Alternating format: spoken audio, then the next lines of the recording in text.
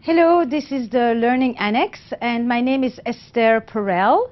I'm the author of the book Mating in Captivity, Reconciling the Erotic and the Domestic, and Mating in Captivity, Unlocking Erotic Intelligence. I will be talking with you today about how we spice up our sex life and reconcile the tension between the erotic and the domestic, between sexuality and intimacy. I'm going to be speaking to you as single people, married people, recently married, in-between relationships, gay, lesbian relationships, anybody who has actually tried to grapple with the dilemmas of desire today in modern love. And when I think about spicing up sex life, I would like to kind of introduce my notion that I will not be giving you techniques or things specifically to do, which you probably often have already read, because if it was so simple, we wouldn't be having to read the same advice in the magazines week after week. So I want to just give you some questions that I think will actually help you rethink how you bring back a certain energy, certain creativity, imagination, dynamism, vitality to your sexual life and to your sexual relationships. Spicing up your sex life is not about frequency or about performance. It isn't statistics and measuring how hard, how many, how long, how frequent. It is really talking about the poetics of sex. We can do sex and not feel much. So I would like you to think of sexuality and sex not as something that you do, but as a place you go. A place you go inside yourself and with another or others. I'd like you to think about it as a space in which you exist. Who comes to this space? Who do you bring to your erotic experiences? And when I say erotic, it is different from sexual, because what makes that sex more spiced up is its quality of aliveness, of vibrancy, of vitality, the playfulness, the mystery, the novelty, the surprise, the adventure, and first and foremost, the imagination. Not of positions, but the imagination of how you experience yourself, who you see yourself to be, how you see yourself reflected in the partner that you are with, and vice versa. So those frameworks I would like you to keep in mind when you think about spicing.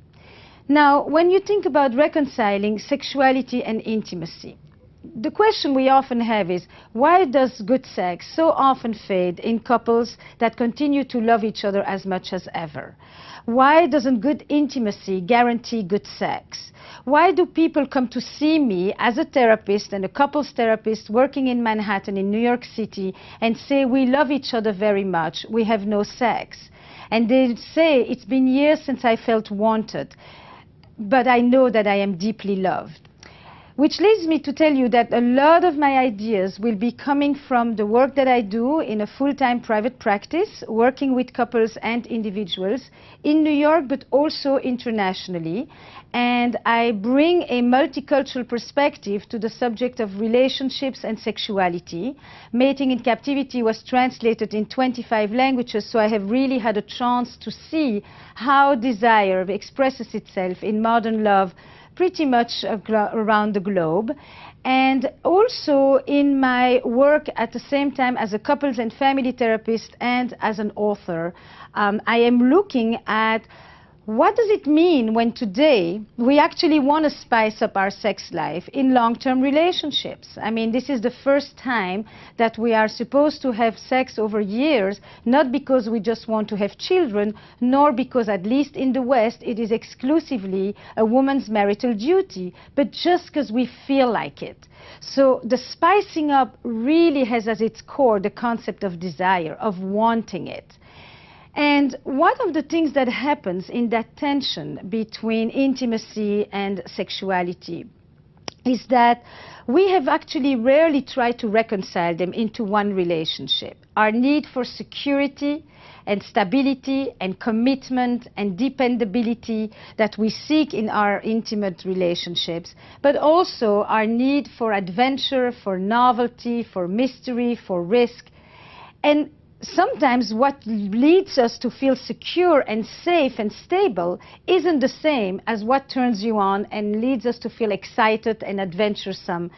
And how do we navigate these two? I would really want to disappoint you for a moment and tell you that this is maybe not a problem that you solve, but a paradox that you manage. So I'm going to give you some ideas as to how you manage that paradox, but not that this is a problem that has a solution and I'm going to hand you down as if I know, because while I am speaking here to you as an expert, I also know that this is one realm where we are all students for life. Relationships, love, sexuality, desire.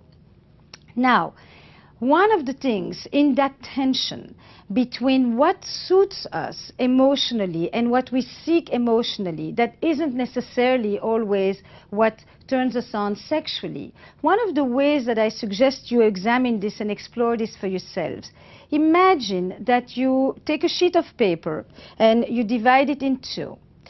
And on one side, you start and you write, when I think of love, romantic love, not filial love, not the love for the nation. When I think of love, I think of. And just come up with a few of your immediate thoughts and associations. When I love, I feel, would be the second one. The third one, when I am loved, I feel. And if you are in a relationship, when I think about love between me and my partner. On the other side, when I think about sex, I think of. When I desire, I feel. When I am desired, when I am wanted, I feel. And when I think about sex between me and my partner, what comes to mind? What do I realize? And across the globe, what I have often heard is people associating to the concept of love and loving and being loved with words having to do with acceptance, with comfort, with security, with support, with compassion, with joy, with warmth, with trust. The temperature on sex, by the way, is always hot, not warm. The word power will often appear in the category of sexuality. Powerful, aggressive, hungry, needy, excited, alive. Power does not usually enter the category of love. Trust on both sides. To be able to be adventurous and to experiment, very often we need to experience emotional and physical trust in order to be able to surrender and to allow ourselves the pleasure. Look at the relationship between these two, between, for you, how love and desire, they relate, but they may also sometimes somewhat conflict. What are the experiences in love that are conducive for you in opening up your desire, your sexuality, your permission for pleasure, your sense of self-worth, your sense of entitlement, that are all fundamental of desire and that are crucial to spicing up your sex life? If you don't have a sense of self-worth that says, I am lovable, therefore, I am also desirable, which gives you a sense of sexual self-esteem, which then says I can communicate my sexual wants because I know myself and I accept myself, which then allows me to have a more satisfying sexual relationship, be it in your long-term relationship or if you are still in other experiences, those are just as valid there. Look at the ways in which your love experience opens up your sexual experience and the ways in which sometimes they feel like they're pulling you in different directions, because our need for security and our need for adventure, they spring from different sources and they sometimes pull us in different directions. One of the key elements of spicing up is to understand the difference between sex and eroticism, which is why Mating in Captivity talks about erotic intelligence and not about sex.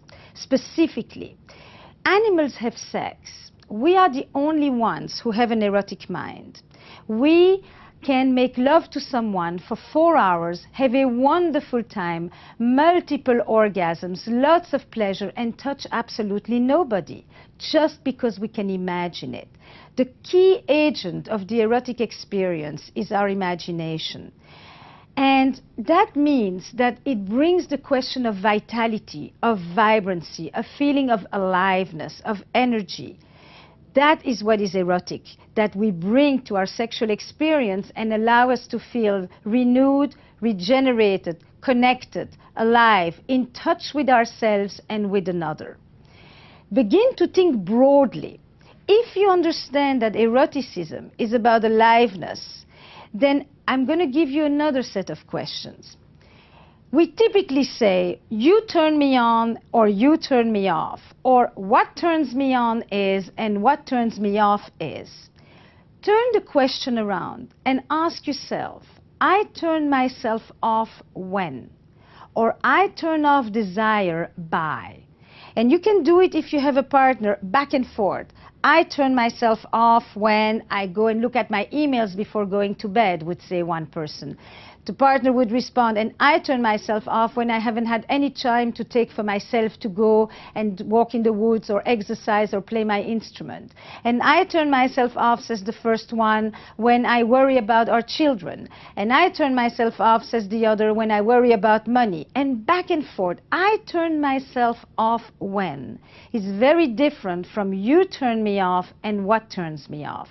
It locates our responsibility for desire, for pleasure, for sexual experiences, for spicing it up inside ourselves.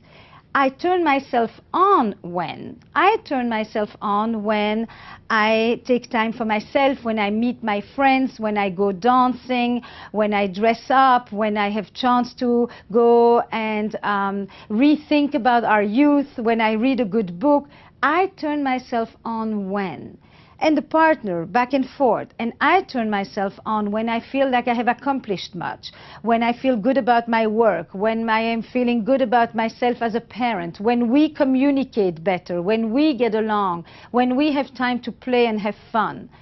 Then ask yourself, if you say, I turn myself on when I play my instrument, when I go with my friends, when I take time to be in nature or to go to the gym or any of these activities, and ask yourself, when is the last time I did so? If you do not take charge and responsibility over your own erotic self, it is very difficult to bring energy and spice and variety and novelty and to break the routine that makes sexuality so dull. It starts with us.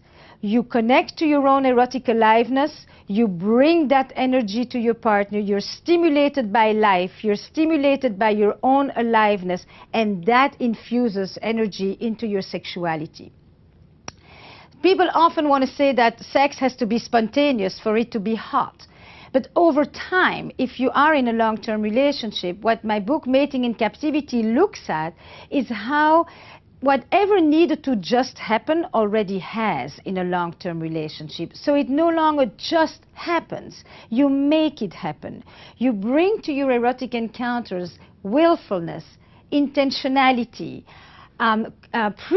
premeditation, if you want. And that is not foreplay that is 5 minutes before the real thing.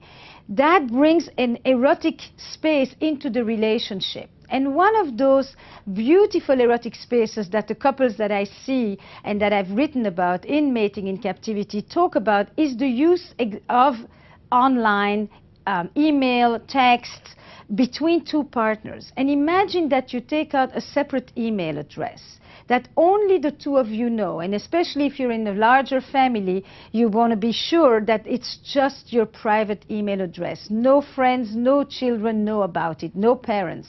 It's the lover's address.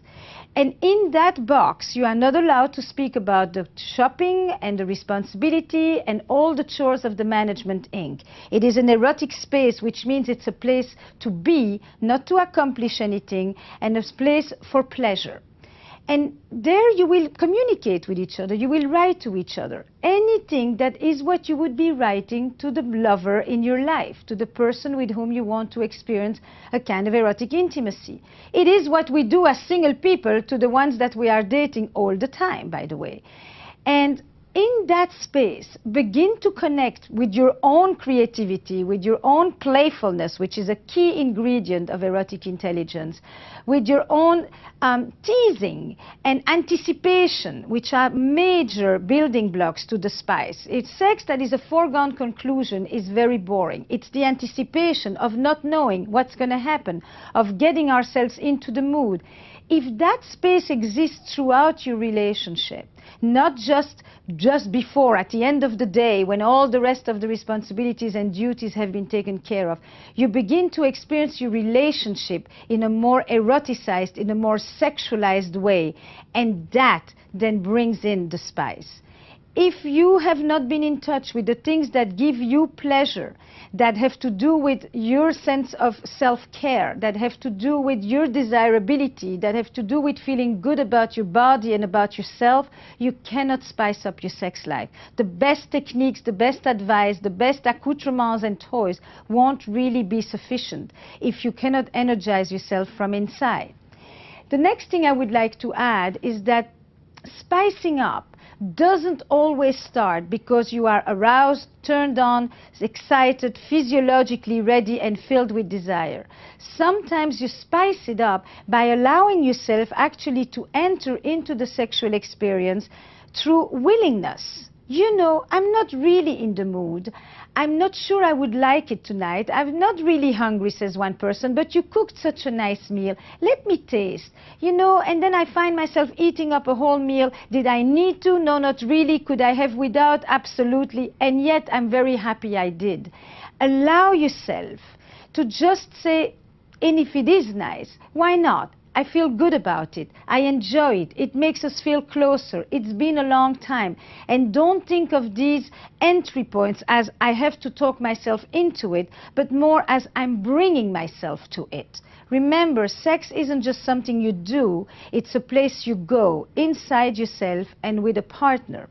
Remember that spicing up is not about performance and about frequency, but about quality, about aliveness, about energy, about the parts of yourself that you are connecting with, about when do you feel most free in your relationship, about what parts of you do you want to express in your sexual encounters, where do you want to connect with yourself and with the person. That's what will bring the spice into your sex life. Ask yourself also, what is a vulnerability that I grapple with? What's an obstacle that I would like to cross? Am I at ease with my own sexual explorations? Am I at ease communicating my sexual wants? Where do I hold back? And where do I allow myself to open up? And what between the two of us has made it more difficult for me to open up, and what is needed? Once that space is opened, you will be filled with ideas about the spice, about knowing how to bring back your own sense of pleasure, which you then transfer into the sexual field. And remember, it's about anticipation, imagination, playfulness, novelty, breaking the routine, and taking risks.